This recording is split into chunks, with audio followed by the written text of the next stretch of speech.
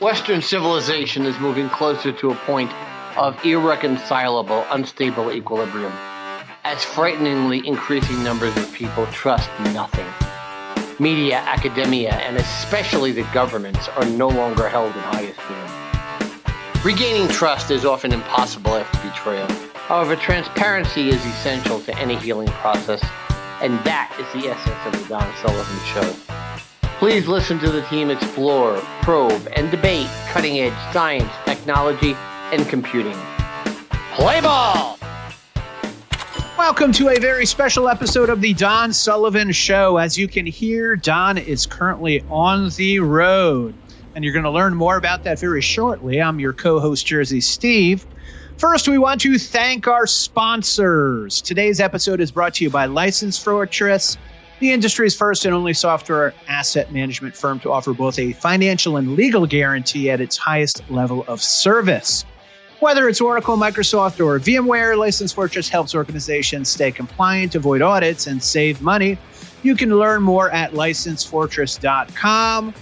And please support our producer, our wonderful producer, Bill Axt, by visiting axtinc.com. That is AXTINK.com.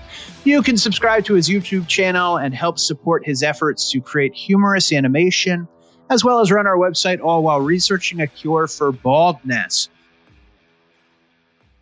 Welcome to the Don Sullivan Show. This is your favorite Jersey Steve, and not Don, because today we are changing things up, turning the tables. The student becomes the master. Well, not quite, but in any case, I am going to be interviewing Don. And we're going to be doing it on the science of our founding fathers here in America.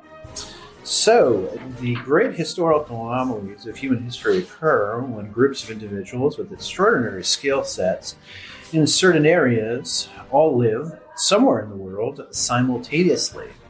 The great artists and classical musicians of the late Renaissance, the enthralling musical performers of that 50-year segment between 1950 and 2000. And of course, we've recently discussed the concept of genius on the Don Sullivan Show, but today we will discuss what happens when many geniuses live their lives concurrently. I'm talking about the Age of Enlightenment. This was densely populated with an incredible number of geniuses in the areas of political thinking. Consider the amazing confluence of historical superstar thinkers when Thomas Jefferson negotiated with Napoleon through James Madison to double the size of the United States with the Louisiana Purchase. But as you know, this is a show focused on science, technology, and computing, not history. So what we will be discussing today is the often misunderstood and amazing scientific pursuits of the founders of history's greatest nation. So today, like I said, I'm going to interview Don about Jefferson, Franklin, and others from the perspective of their scientific pursuits. So Don, to start us off, I get to put you in the hot seat today. I'm going to throw you a curveball. Tell me about a few founding fathers who were scientists, but not named Franklin or Jefferson. Well, Steve, this is an amazing dichotomy of the way we normally do things. And the reason this occurred, of course, is that we looked around for various different experts who could actually discuss the science of the founding fathers. And I realized you weren't going to find anybody who actually was more expert than the two of us. And so, therefore, I said, let's go and do this. Let's interview me. And I think that's the best way of going about it. And you're asking me about some of the founding fathers who were not named Jefferson and Franklin. And there were so many of them. You may or may not, in advanced history class, have heard about Benjamin Banneker, who was an astronomer, a surveyor, and generally an incredibly smart guy. He was credited with creating the first farmers' almanacs. He helped with the original survey for La Fontaine of the District of Columbia in Jefferson. He was a friend of Jefferson. He was an early American brilliant astronomer who corresponded constantly with Thomas Jefferson. As many of the folks were the scientists in those days, he was also a watchmaker, which is all particularly amazing because his parents were enslaved Americans from Guinea. This dude was totally 100% self-taught in everything he did. Another guy was somebody named David Rittenhouse, who was an obscure founding father, who was a naturalist and a renowned contemporary astronomer. So many of them were astronomers and watchmakers, as I mentioned. Specifically, was credited, and the data that he generated is used even today for the tracking of the planet Venus. Venus has a bit of an overextended retrograde motion, and he was able to track Venus in a way that even present astronomers use that data today. He also, and again, this is such an example. So many of these people, this is the late Renaissance, and they followed the paradigm of Da Vinci in that they were Renaissance men, which means they were so capable in so many different ways, but they started out, or they were at their core, students of philosophy. And of course, now we think of philosophy as people in academia who think for the purpose of thinking. But the study of philosophy, or the philosophers of the time before the Age of Enlightenment, before the 1800s, was really different ball game. Yeah, they were scientists. Like, nowadays, philosophers, they hang out on college campuses. They're not starting. They do nothing. They're not founding countries. They're not creating and innovating and creating businesses or doing anything for the most part. They're just thinking, or they're teaching thinking, or they're teaching things of people who thought. But this guy, Rittenhouse, was also the first director of the U.S. Mint, and that was not a trivial job. It was not a political appointment at that time.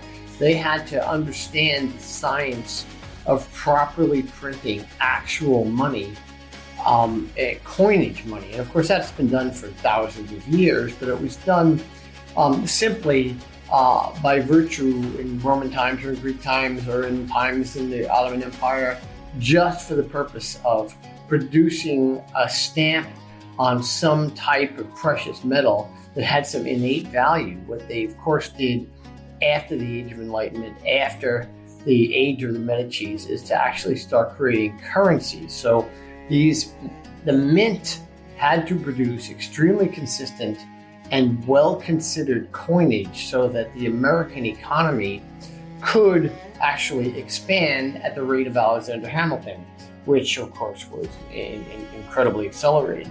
He was also, Rittenhouse that is, the first president of the American Philosophical Society. Again, a founding father who was a scientist. Very, very cool stuff. Absolutely. Don, enough about the people we don't know, although apparently we should, because they did have amazing accomplishments. But tell us why Ben Franklin was a scientist.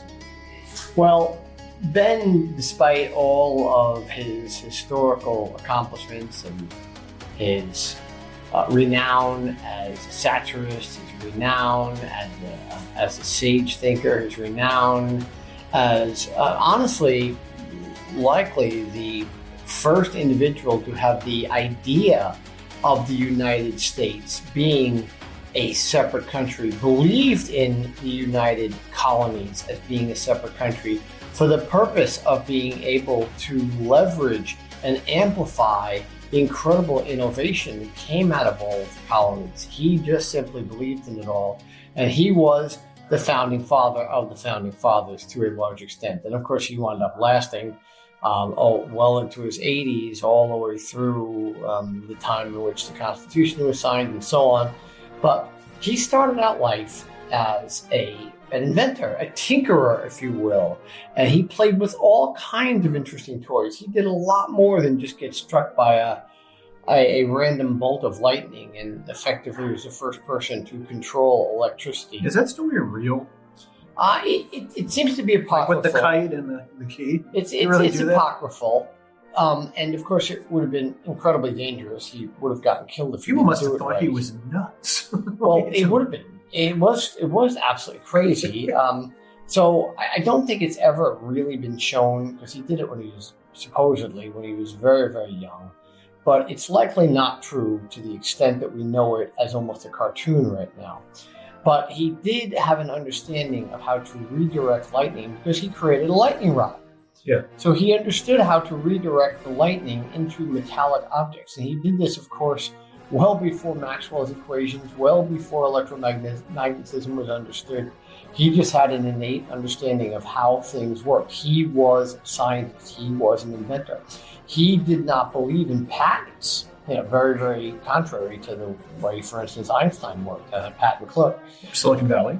Silicon Valley worked, right? He did not believe that the individual should own these scientific innovations or science at all in general. He believed that these scientific innovations, or these innovations from a Francis Bacon perspective, should be used for the greater good of the overall society.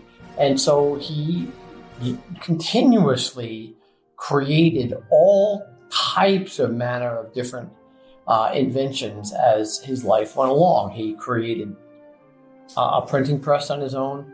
He was a watchmaker who created a three-wheel watch, or three-wheel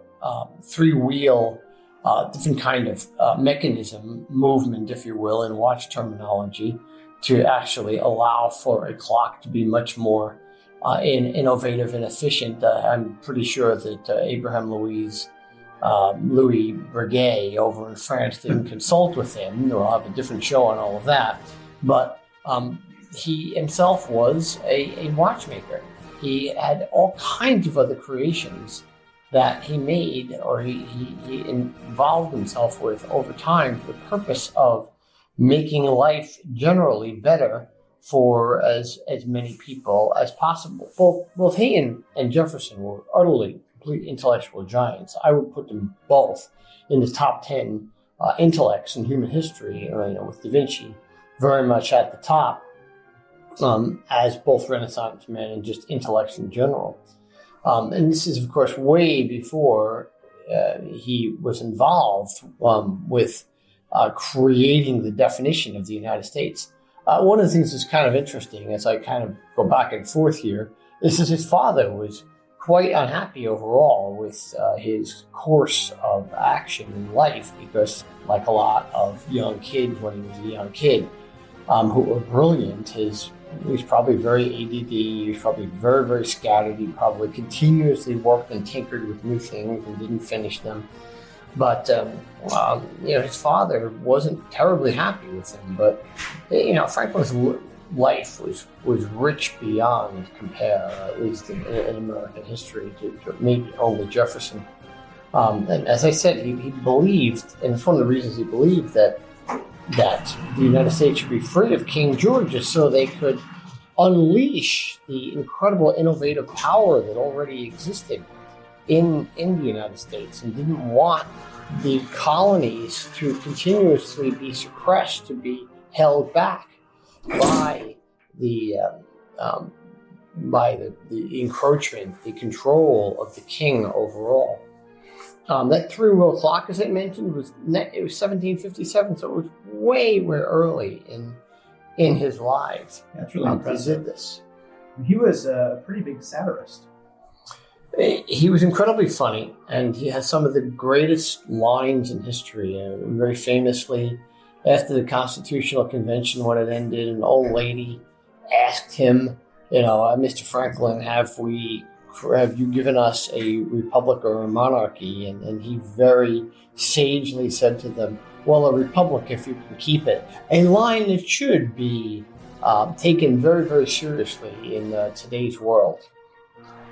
He did something called the 5-hour rule. He had that as part of his philosophy of life, in which every week there were separate, I won't go into the details, but the separate different disciplines one should dedicate an entire hour to thinking about and to becoming familiar with, and how to better oneself, and how to think about people's creativity, how to think about their personal moralities and self-improvement. Yeah, all those different things. And that's something that's really interesting, that you will see that the luminaries, some of the luminaries, including Steve Jobs of Silicon Valley today, actually make sometimes light, sometimes serious, sometimes very subtle references to when they write their own self-important and self-fulfilling autobiographies, if they or even if somebody else writes it for them overall. So Franklin doesn't get nearly enough credit for his overall innovation and his capability. And from a satirist perspective, it's funny. I tend to think of, and it's so American, that so many of the 20th century's greatest philosophers and satirists, and of course I think in terms of baseball all the time, that it's Casey Stengel and Yogi Berra, and some others that we can think of, the great comedians, the Dave Chappelles and so on, are the satirists of the time. And they really got so much inspiration, even if they don't know it, from the way Ben Franklin thought. It was one of the funny things. He was responsible for daylight savings time. Now, there may be plenty of people who want to cut his throat. Not a fan. But he did it, of course, because he believed in changing the actual way, and we're going to have another episode on this, but he believed in changing the way we looked at the time of the day for the purpose of optimizing harvesting. Sometimes I think he did it to appease his younger buddy, Mr. Thomas Jefferson, but it made sense at the time. It certainly doesn't make any sense right now. It's just a holdover of older times, but he was responsible for that, as well as so many other things. As you mentioned, Steve, he's likely he would be exploited in Silicon Valley today. But here's an interesting list of some other things he did: the lightning rods, the Franklin stove, bifocals. He created bifocals. I actually think, I know he's famous for those. Yeah. He created swing fins, a musical instrument called an harmonica. Like that you put on your feet, swim fins? Yeah, swim fins. You swim with. Like scuba diving? He gets credit historically for having created them, along with this harmonica, which it's sort of some type of musical instrument. R, not H. Not H, yeah. Harmonica? Yeah. You gotta look that up. One of my favorite examples, and I have had personal history with not this tool, but in general, is that his poor brother suffered terribly from kidney stones. So he actually created a glass catheter to actually try to extract some of those kidney stones from his brother's bladder. And apparently it worked. Now, I can't imagine the horror of a glass catheter actually breaking when it's being utilized. But, Dr. Franklin made it work. And of course, most importantly, the greatest thing he ever did, I consider the first paragraph of the Declaration of Independence to be the greatest paragraph ever written. And of course, it was written by Thomas Jefferson with great contributions from John Adams and Ben Franklin.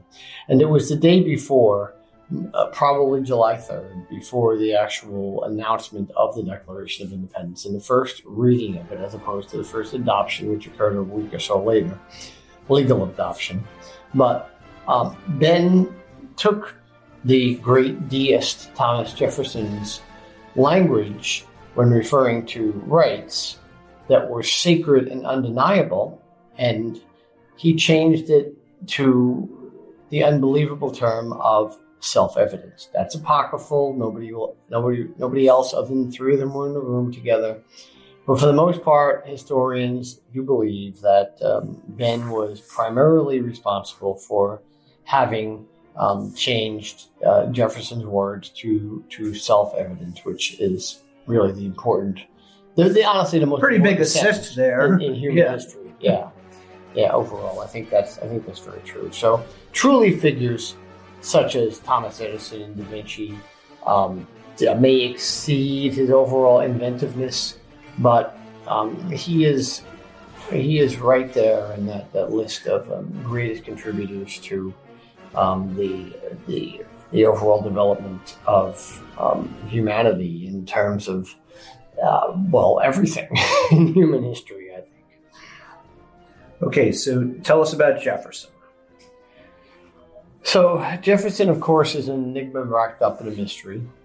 It is really difficult to understand his personal life and his personal thoughts and feelings, other than to just simply accept the fact that, like a lot of people in the world, he was very personally concerned with his own comforts, his own narcissism.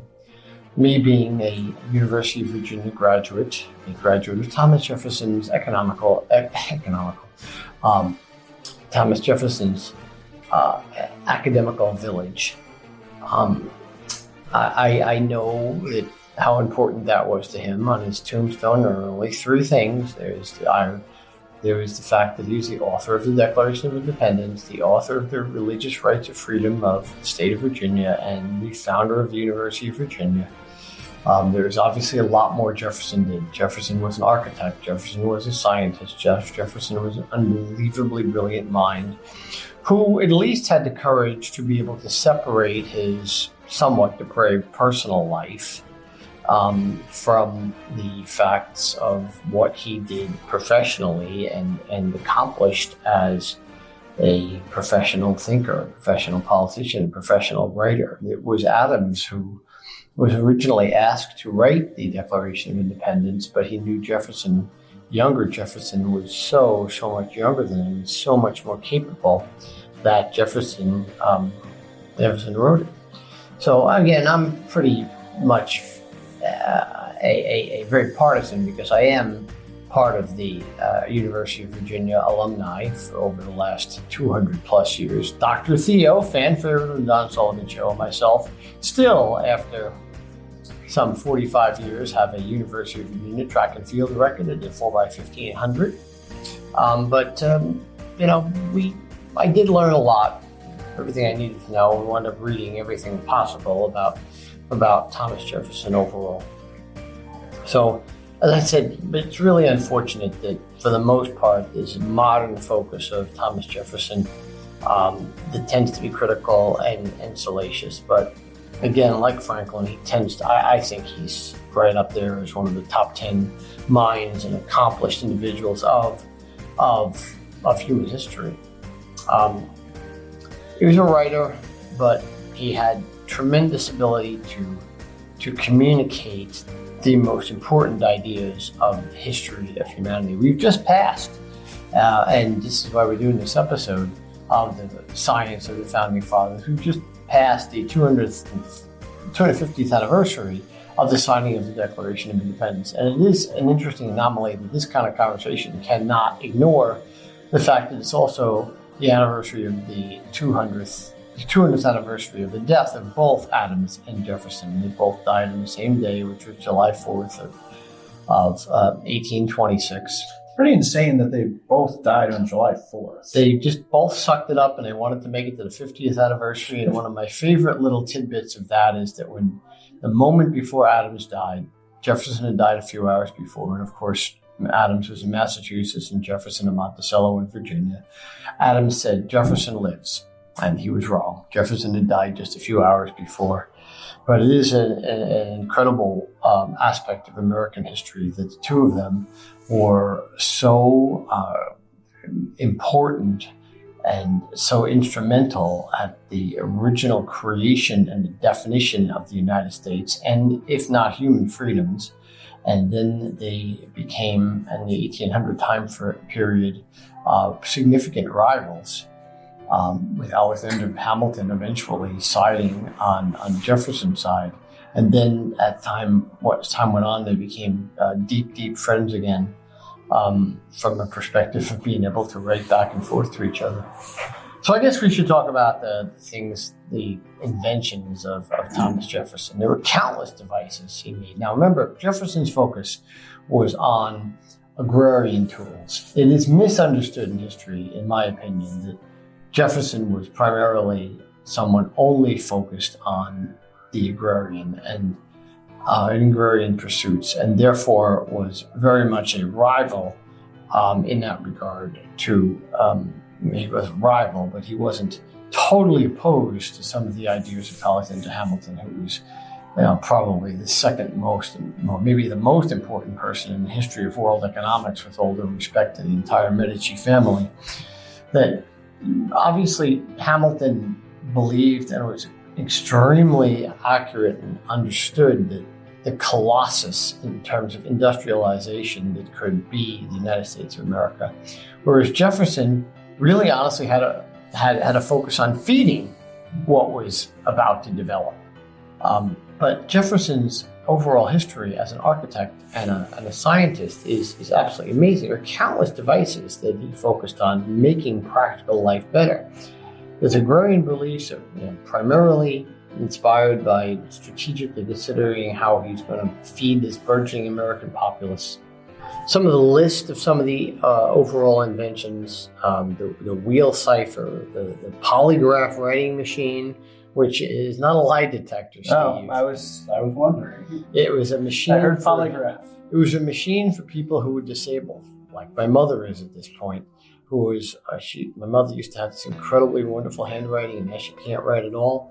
But the polygraph machine that was invented by Jefferson allowed people who were very disabled to be able to actually properly or somehow write or engage in written communications without being able to write with their individual fingers. So pretty overall interesting stuff. The hillside plow. Now, if you spent any time around Charlottesville, Virginia, you know why. It's a very agrarian place with lots and lots of arable land, but it's also very, very hilly. So he invented a way to get around that and deal with it. Overall, again, his focus for the most part was on feeding the populace. This is when we get a little bit later into his presidency and Lewis and Clark, there was a lot of aspects of that as well. Standards and measurements. The biggest proponent for standardizing and for all kinds of standards, including the measurement standards, the acre, the actual size of a foot, the actual weight of a pound, all of those things was mostly sponsored by Thomas Jefferson in those early days. And just as we started this episode off, think about the amazing idea of the level of intellects and minds of James Madison, who has always been thought of as a great man who deferred to a greater man, but over the span of 5,000 miles, Napoleon, being a little bit desperate for money, sells the Louisiana Purchase or the Louisiana land in the Louisiana Purchase to Thomas Jefferson. I forget the exact number, but it was for around $10 million. Good deal. Yeah, Napoleon needed money to fight the British, and of course Napoleon had conquered Spain already, all of Europe for that matter. This was a couple of years before, a decade or so really, before the invasion of the ill-fated invasion of Russia. But Napoleon was in charge, and he needed money. He had not conquered Britain, and you would never conquer Britain, of course. But they negotiated between the two of them, and you can imagine what it was like to be a fly on the wall in that case. The Lewis and Clark expedition in 1803 to 1806 was totally a scientific expedition. That's what it was for. We had all this new land as the United States, and both Lewis and Clark were selected for their ability to document, their ability to explore and sustain themselves and to manage this unfathomable trip, which as compared to today, it is easily an expedition that is equivalent to the 1960s Apollo moon missions. They were going out into the wild. That nobody knew anything about at all. No European settler, no colonist, no American at the time had any idea about it all. There were multiple times where they interacted with the native populations, and they had to use diplomatic skills. They had to trade scientific knowledge. They had to chart everything and anything they saw. There was belief at the time that there were still dinosaurs that were out in the wild. They thought there might be dinosaurs. They still thought there might be dinosaurs because they had found dinosaur-bound bones, and they did not have any ability to... They didn't understand that they were really old. So they were really old. What they were looking for is anything scientific, because Jefferson knew that the United States was going to expand, and they needed to understand what this land was that they just bought, this enormous land from Napoleon, which was previously Spanish, so that's why you get the Creole idea down there, that there are this combination of Spain and French, And they knew they had enormous amounts of resources, Jefferson's crew. They were looking also for a Northwest Passage, which of course they would never find. It does exist way up in Canada, but they would never find it.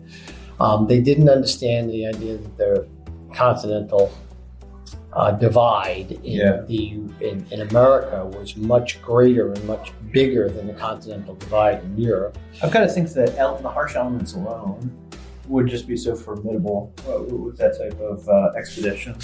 Like the mountains in the winters had to be brutal.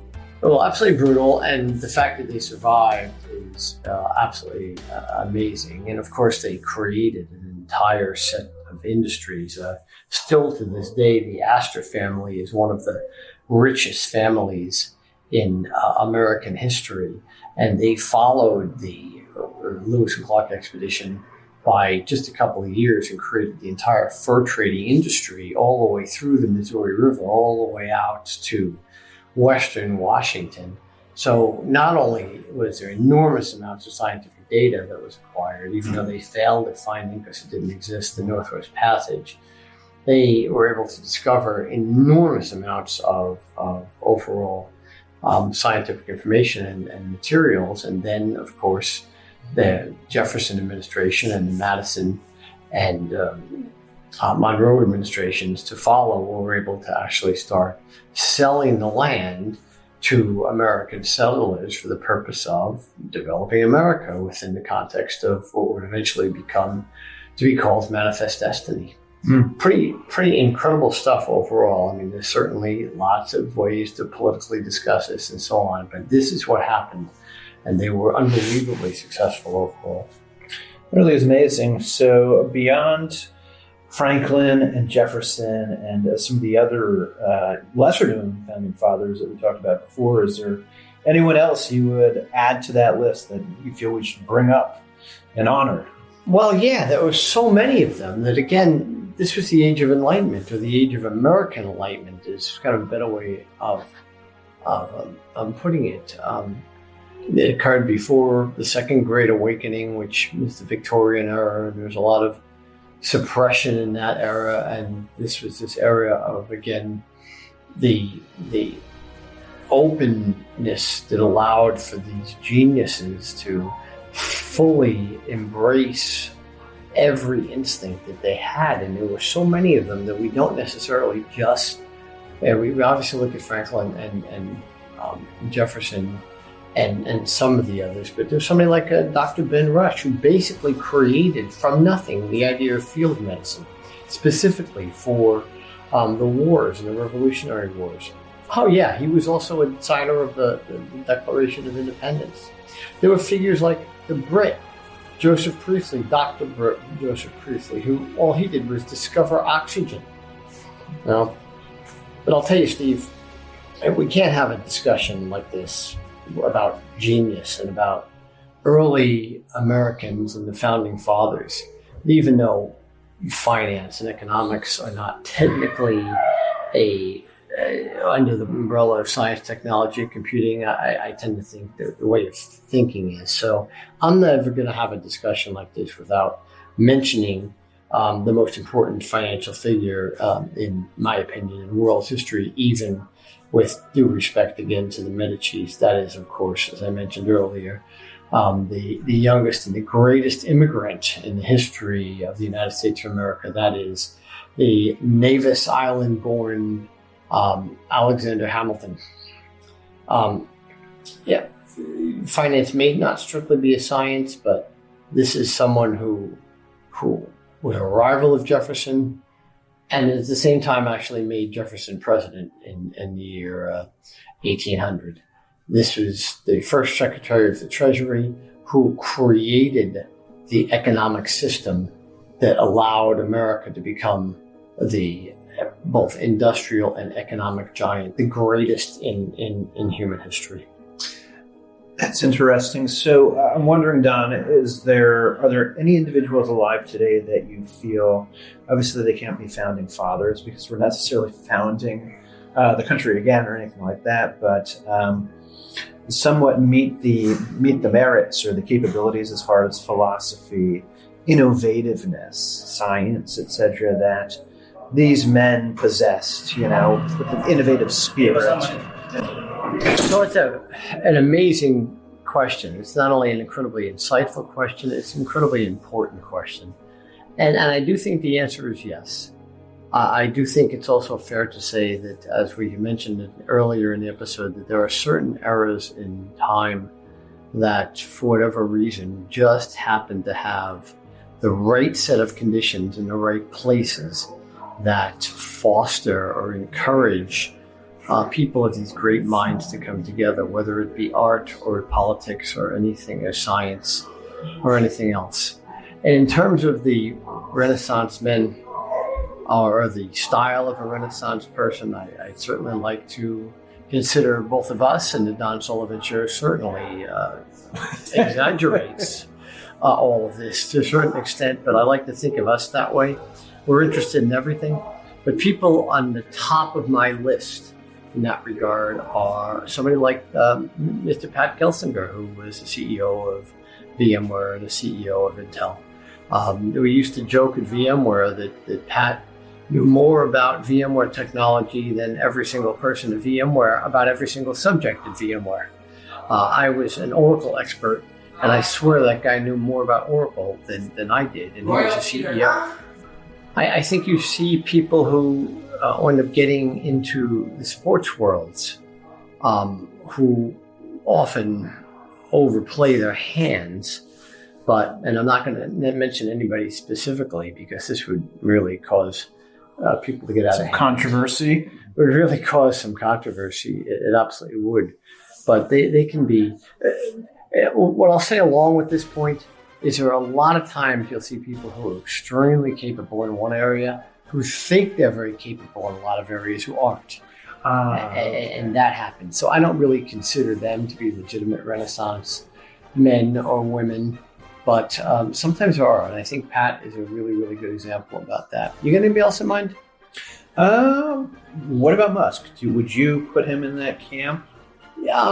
Musk is easily, at this point, the most consequential person of the 21st century. I don't think that's debatable, and I don't. And I fully recognize that there's every possible level of opinion about Musk. But sure. Absolutely, maybe polarizing. Yeah, it was very, very, very polarizing. Very strange guy who has a lot of different philosophies. Honestly, very similar, very, very similar probably to the way Ben Franklin was. He has very little self-restraint in any way. Yeah, he is incredibly sarcastic. He might be a trillionaire, but he honestly doesn't seem to care about his personal finances that much overall. He just keeps doing things. So yeah, that is the obvious example. I chose to go a little bit more subtle, but I think there are people that are out there. I think, unfortunately, the way our society is structured, it requires people to become. And this is true in sports as well. Specifically in sports, even at a 13-year-old level, it requires people to become much more vertically limited than probably is beneficial to society overall. But that's not true with everybody. So I think for the audience of the Don Sullivan Show, it's a great question. It's a great homework assignment for you all to go out and try to see not only who you know in your life that would maybe qualify as a subtle Renaissance person, but also encourage the children, the smart kids, especially in your life, to think along those terms. You agree with that, Steve? Yeah, absolutely. I think it's good to be kind of have a spirit of innovation, of trying new things, kind of have a bit of a driving force. And ultimately, it's going to boil down to what you're passionate about. But I think that is really important. It's imagining that the world is how it should be, or the best place it possibly could be at any given point in time, I think is a bit of a trap. And I think these figures were always kind of looking on the horizon and thinking about, how they could continually improve things. And make a difference Everything. in the future. Yeah, absolutely everything. So I think that pretty much wraps up our episode. But I love this one. I think it's good to gain an understanding of our founding fathers here in the United States, but also of their scientific contributions and why. Because the younger people, they're on the money and they're old, and they might have some general sense of these folks, but they really were absolutely amazing individuals.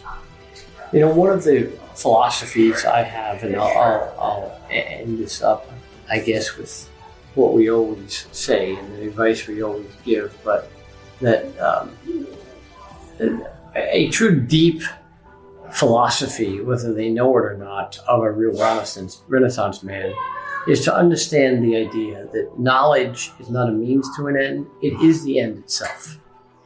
And when you can take knowledge of everything, whether it's music, art, sports, politics, philosophy, science, and you can have all of that as much as possible, and you can strive throughout your entire life, no matter how young or old you are, to gain that knowledge and to apply it, you are going to make at least the life around you better off. So, shall we end it up here, Steve? Sure. I think there's one other philosophy that I'm sure all of our regular listeners are probably well aware of, and it's as follows. Whether you are hanging out on a cruise ship or climbing a glacier, hiking the route of the Lewis and Clark expedition, climbing a mountain, or writing the Declaration of Independence, please, folks, always remember, if you remember anything, that all at bats are situational. Thanks, Steve. See ya. We're out of here.